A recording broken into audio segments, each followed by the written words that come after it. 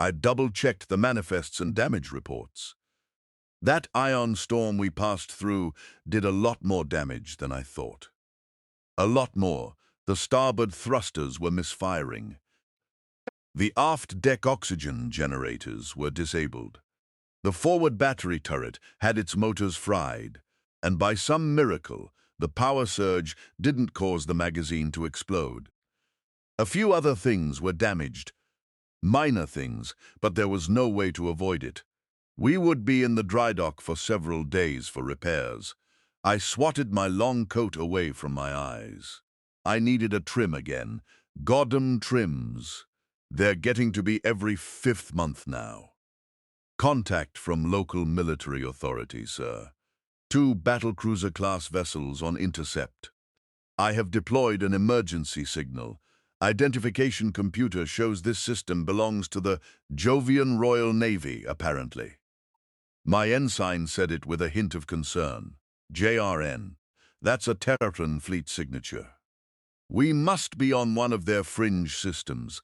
Maintain course and keep slow so the engineering crews can work to get the starboard thruster back online. I commanded. Terrans? Those the new ones the Council spoke about before we left? A gunnery sergeant asked. I sighed in annoyance and moved my fringe out of my eyes for the umpteenth time. Yes, indeed they are. We have made first contact, but it was too chaotic. I'm fairly certain we'll need to be reintroduced. Don't worry, Master McCollum is here as a guest.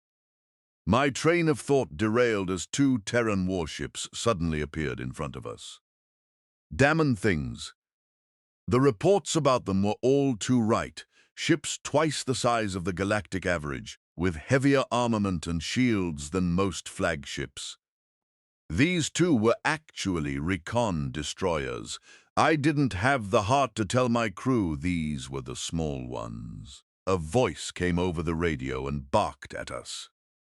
Unidentified Vatarian vessel. You are in the sovereign territory of the Jovian Royal Navy.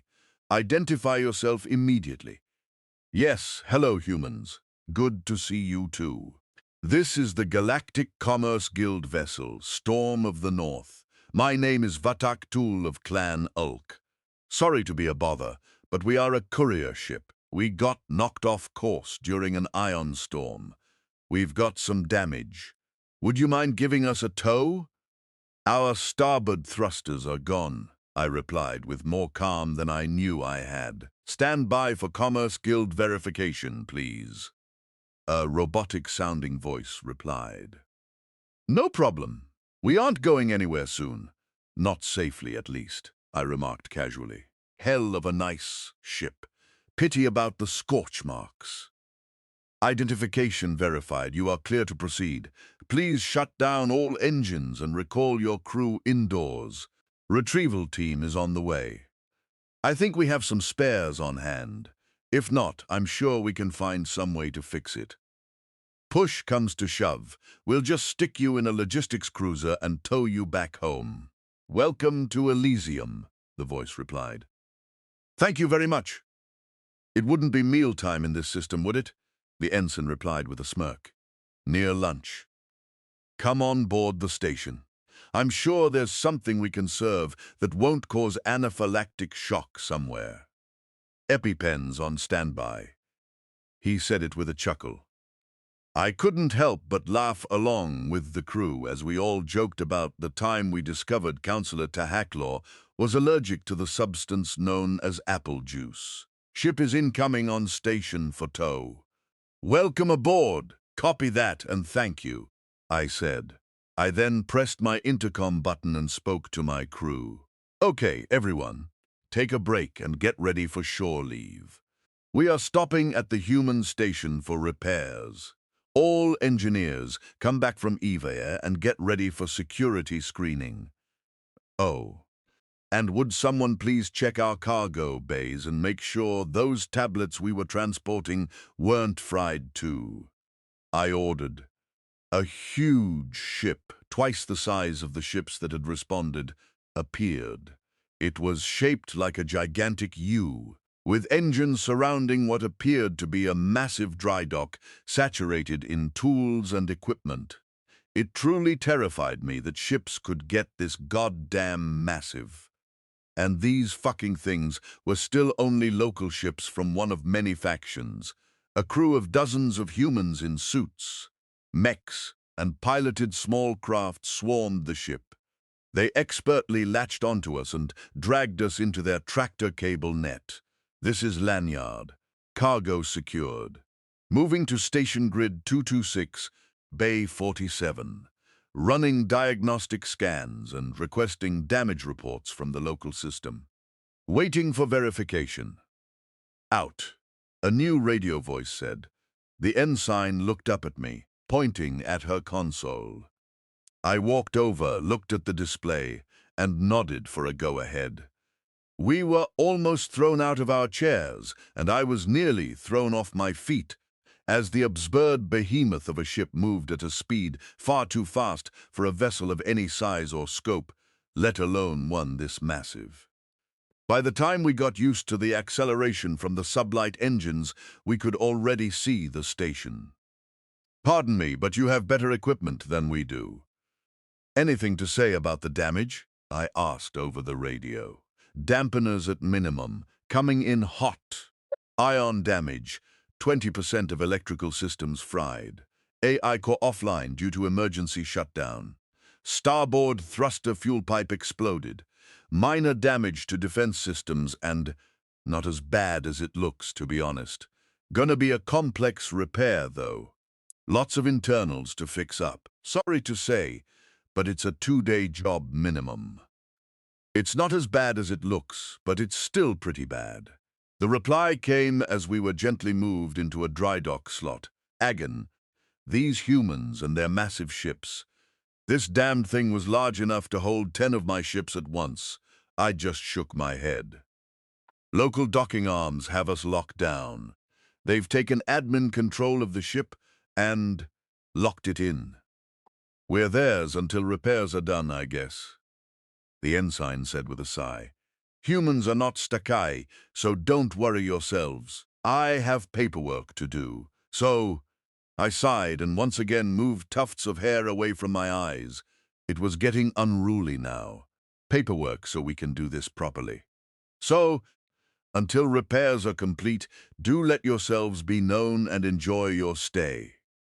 As far as reports tell me, humans are, regardless of their factional allegiance, more than welcoming to non-humans.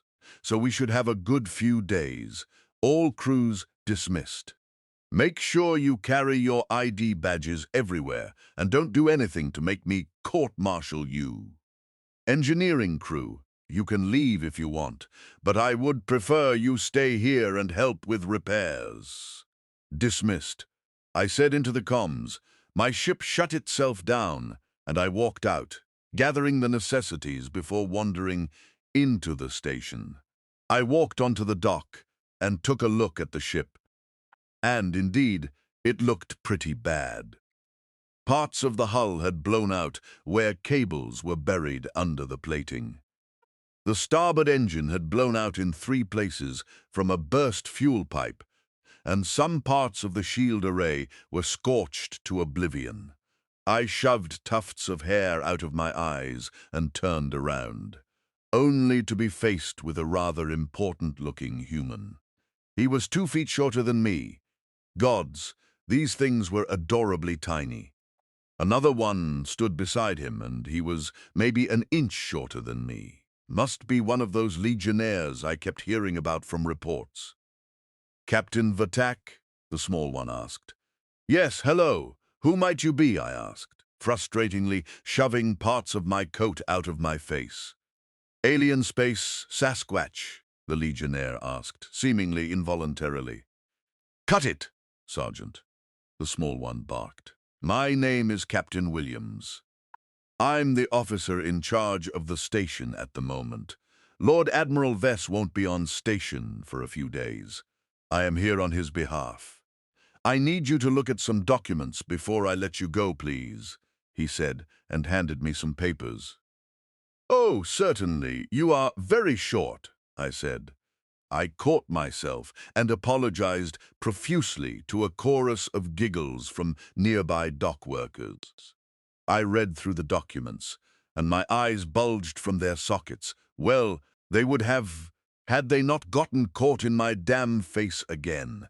I brushed them aside and signed a few documents I thought were pertinent, then handed the rest back to him. He looked over everything and extended a hand. I brushed hair out of my face and shook it in turn. "What does alien space Sasquatch mean?" I asked. "Your species resembles a race of mythical creatures we once believed roamed our homeworld many millennia ago, except for the 6 eyes and green coat," he replied with a cautious shrug.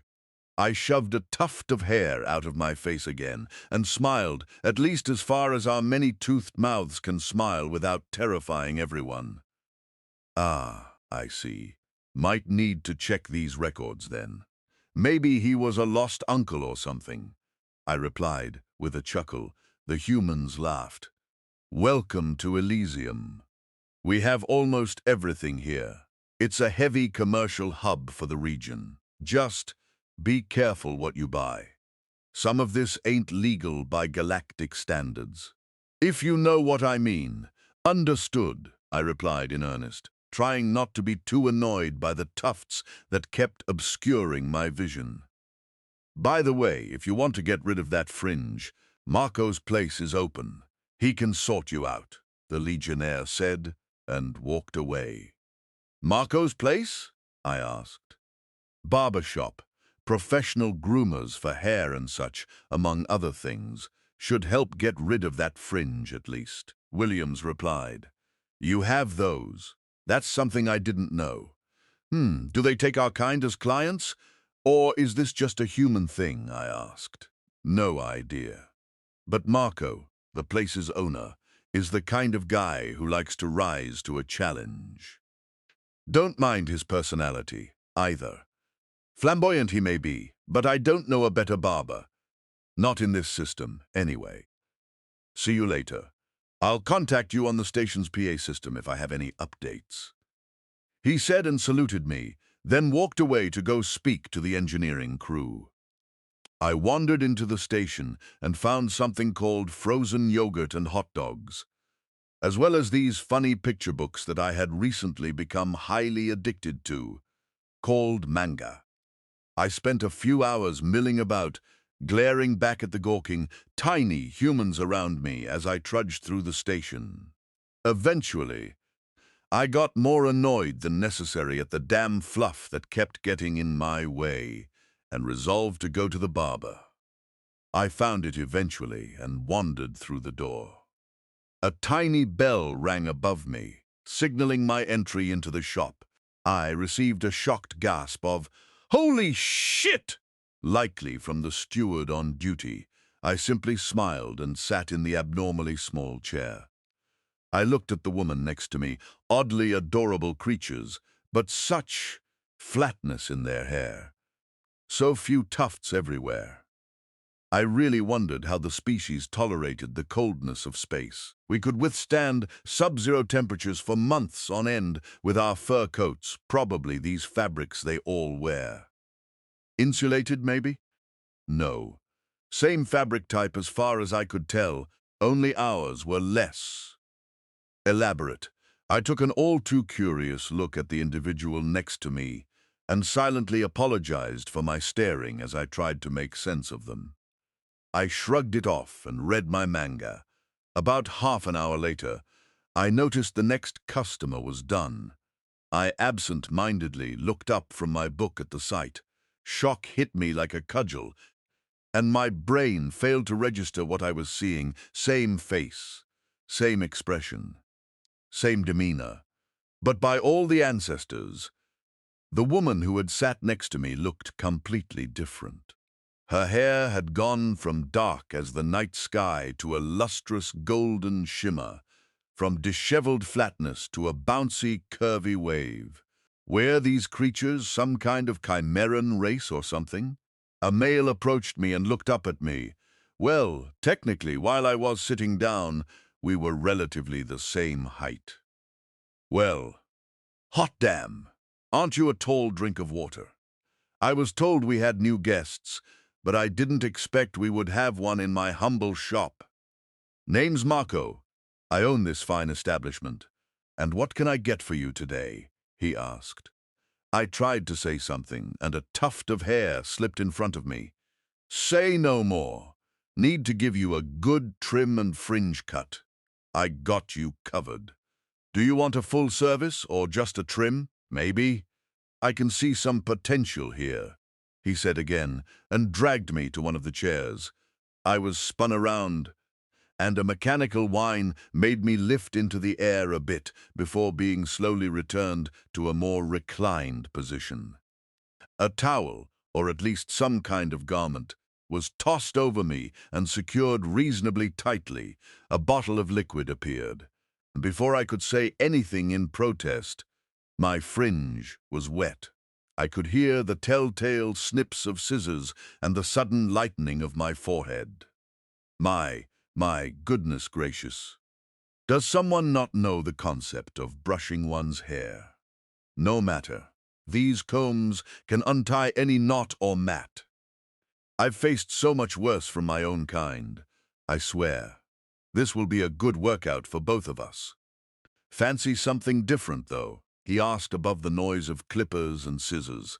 I don't, I said. Don't know, huh?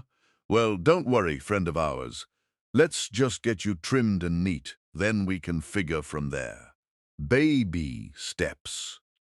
Baby steps. Love the coat you have. It's quite luxurious. Have to say, though, you don't much take that good care of it. I swear there's so much potential here. He barked and snipped faster. I was distracted by the snipping and sheer staggering speed of this human's movements. The scissors were like a blur, tufts of hair floating to the ground like a falling cascade of leaves from a slumbering tree. Well, our species evolved for efficiency's sake, so we generally don't, say no more, friend. Let's see if we can at least spark a renaissance with a clean cut, shall we? Our hair is a bit different from yours. Ours is thicker, with more body to it. Yours has more volume compared to ours, and we only have it up here, he said, tapping his head. Little snip here, little comb here. Done. Simple cut, clean and brush. But Lord, I sense something so good here. So much potential. Get you properly brushed and trimmed, and we can give you your own professionally tailored dress, suit and tie, he said with a chuckle. It was now that I was given the chance to look at my appearance. By the ancestors, I didn't recognize my own reflection. Just like any man of my race, I received my share of close shaves and simple cuts to stave off the summer heat. But this was on a whole different level. This was not a simple cut. I looked like a completely different person. Knots I never knew existed were gone, and I looked thinner, fitter. I looked less like a tired captain of a merchant freighter and more like a professional royal warrior or guardian. What was once a tangled mess of fluff and tuft was all gone, neatly combed to a point of smoothness and absurdity.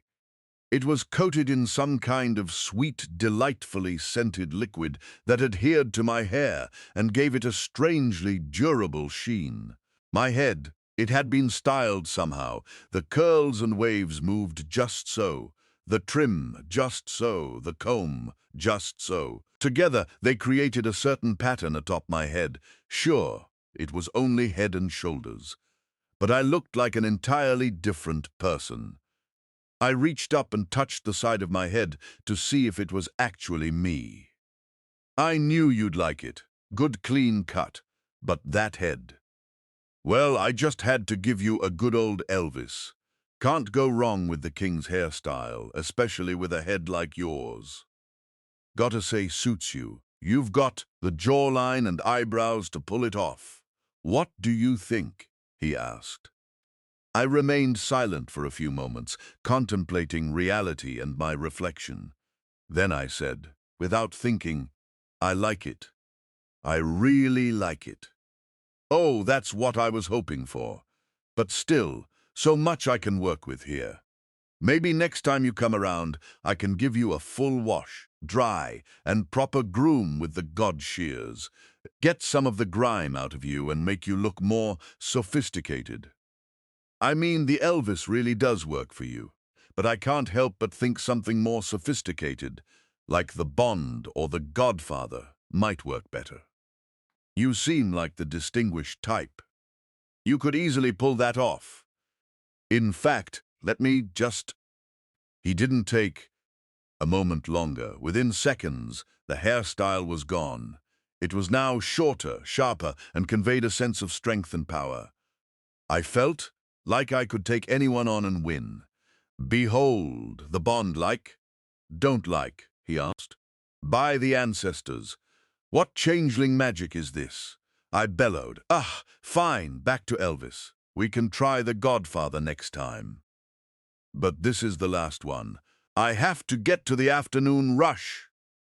He barked in annoyance. Within seconds, I had that Elvis style on top of my head. I felt strangely regal, but not in a royal way. Eventually, he finished up and swooped the garment off me. It was a stark contrast between my top half and everything else, and I felt like I was mismatched.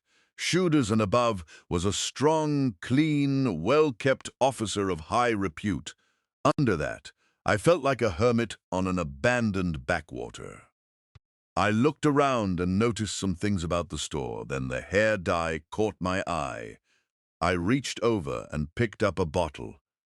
Now I knew how that woman from before had changed. These creatures had so little hair, but they had so many things to actually do with it. Professional grooming products, an entire profession dedicated to the task. I need a coat or something. Where can I get one of those? I asked, becoming increasingly self-conscious. He smiled and chuckled, leading me to the register. It was a lot cheaper than I thought it would be, especially for this result. I paid, followed his instructions, and purchased something called a trench coat at a nearby shop. Then I returned to my ship for the evening rest cycle. A few other crewmates were already there, but I kept to myself. I sat in my seat, looking over reports of the ship's repairs. The ensign wandered in later that evening and looked at me. Her head snapped toward me with such speed that I thought her neck had snapped. She stared at me with a look I had never seen before. Ensign Kroll, is there something wrong? I asked. A smile, the likes of which genuinely terrified me, crossed her lips and... This passage has been redacted by order of the Galactic, Memshiel's Union under citation of indecent or lascivious content. I ran out of my ship toward the station and back to Marco's barber shop. I barged in and, with more force than I meant to use, grabbed Marco himself with both claws and glared at him. Do you people put aphrodisiacs in your hair, Careproct, or something? What magical curses did you put on me? I barked. Marco's expression started as terrified, then it instantly switched to devious. Oh my, someone got lucky last night. The Elvis really did it for you, huh? You could say that? You could say that, I yelled between breaths. Oh, really? Marco's accent and voice changed. I believe the accent was labeled in the archive as Al Pacino voice. Then perhaps, my son, we should try something less inviting, more stoic, more deserving of respect. Sit for a time. Let us see if the Godfather works for you, he said, gaining an all-too-sadistically satisfactory smirk. My legs ached from running. I nodded, gently put him down, and sat in a seat, carefully pretending not to exist while I waited for my turn. Needless to say, we know what happened after this revelation. We know what became of us after this. I can only say, I regret nothing. I look fantastic.